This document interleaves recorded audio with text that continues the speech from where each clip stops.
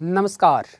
नीतीश कुमार सिर्फ एक नेता नहीं बल्कि बिहार के परिवर्तन का जीता जागता प्रतीक हैं। एक ऐसा इंजीनियर जो बिजली बोर्ड की नौकरी छोड़कर राजनीति में आया और पूरे बिहार को नई रोशनी दी। कभी बिहार की पहचान अपराध, खराब सड़कें, जर्जर शिक्षा व्यवस्था और तथाकथित जंगल राज से जुड़ी थी, लेकिन इसी दौर में एक नेता उभरे जिन्हें प्रशासन, विकास और सामाजिक बदलाव की नई दिशा देने की कोशिश की। यह कहानी है नीतीश कुमार की, जिन्हें लोग आज सुशासन बाबू के नाम से जानते हैं। इस कहानी की शुरुआत सत्ता से नहीं बल्कि एक साधारण परिवार से होती है। 1 मार्च 1951 को बिहार के पटना जिले के बख्तियारपुर में उनका जन्म हुआ। पिता कविराज राम लखन सिंह एक स्वतंत्रता सेनानी और आयुर्वेदिक वैद्य, माता परमेश्वरी देवी, और बचपन में उन्हें प्यार से मुन्ना कहा जाता था। शिक्षा की शुरुआत गणेश हाई स्कूल बख्तियारपुर से हुई। इसके बाद उन्होंने पटना के बिहार कॉलेज ऑफ इंजीनियरिंग में दाखिला लिया और 1972 में इलेक्ट्रिकल इंजीनियर की डिग्री हासिल की। पढ़ाई के बाद उन्होंने बिहार राज्य बिजली बोर्ड में भी नौकरी की, लेकिन वहां उनका मन नहीं लगा। इसी दौरान देश में जयप्रकाश नारायण के नेतृत्व में छात्र आंदोलन तेज हो रहा था। 1970 के जेपी आंदोलन ने उनके जीवन की दिशा बदल दी और यहीं से उन्होंने राजनीति में कदम रखा। इसी दौरान वे कर्पूरी ठाकुर, जयप्रकाश नारायण और राम मनोहर लोहिया की समाजवादी विचारधारा से प्रभावित रहे। 1985 में उन्होंने हरनौत विधानसभा क्षेत्र से चुनाव जीता और पहली बार विधायक बने। इसके बाद उनकी पहचान लगातार मजबूत होती गई। 1987 में उन्हें युवा लोक दल का अध्यक्ष बनाया गया। फिर 1989 में उन्होंने जनता दल का महासचिव चुना गया। इसी साल 1989 में वो पहली बार लोकसभा के सांसद बने। इसके बाद 1991, 1996 और 1998 में भी लोकसभा के लिए चुने गए।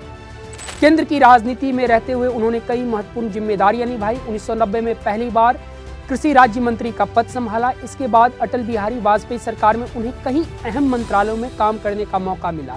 वो रेल मंत्री के तौर पर काम किए, सड़क परिवहन और कृषि मंत्रालय की जिम्मेदारी को भी संभाली। 1994 में जॉर्ज फर्नांडिस के साथ मिलकर समता पार्टी की स्थापना की। फिर 2003 में समता पार्टी का विलय जनता दल में हुआ। नई पार्टी बनी जनता दल यूनाइटेड यानी जेडीयू।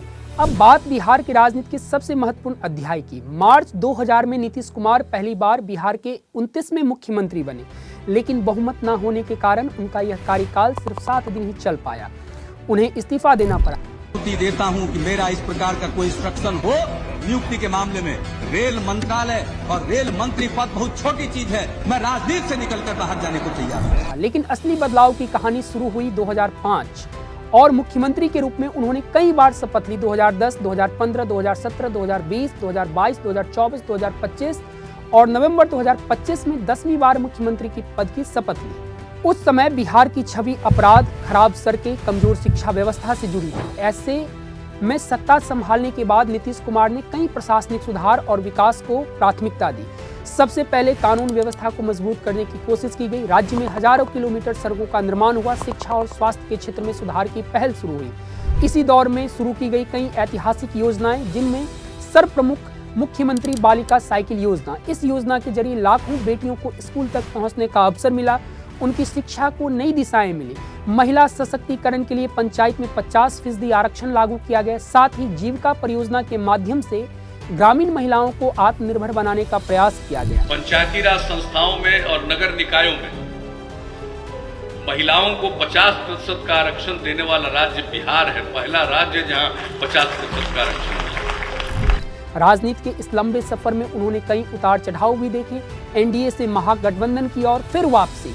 गठबंधन बदलते रहे, लेकिन बिहार की राजनीति में उनका प्रभाव लगातार बना रहा। बिहार की राजनीति में नीतीश कुमार की पहचान सिर्फ सत्ता तक नहीं रही। उन्होंने जनता से सीधे संवाद बनाने और विकास कार्यों को जमीन पर देखने के लिए समय समय पर कई यात्राएं की। इन यात्राओं के माध्यम से उन्होंने राज्य के अलग अलग जिलों में जाकर समस्याओं को समझने और समाधान खोजने की कोशिश की। इस सिलसिले की शुरुआत 12 जुलाई 2005 से हुई। इसी दिन नीतीश कुमार ने न्याय यात्रा की शुरुआत की, जिसका उद्देश्य जनता के बीच जाकर न्याय और सुशासन के मुद्दों को उठाना था। इस लंबी श्रृंखला की नवीनतम कड़ी है 16 जनवरी 2026 को शुरू हुई समृद्ध यात्रा, जिसका उद्देश्य बिहार को विकास और समृद्धि की नई दिशा में आगे बढ़ाना है। धन्यवाद।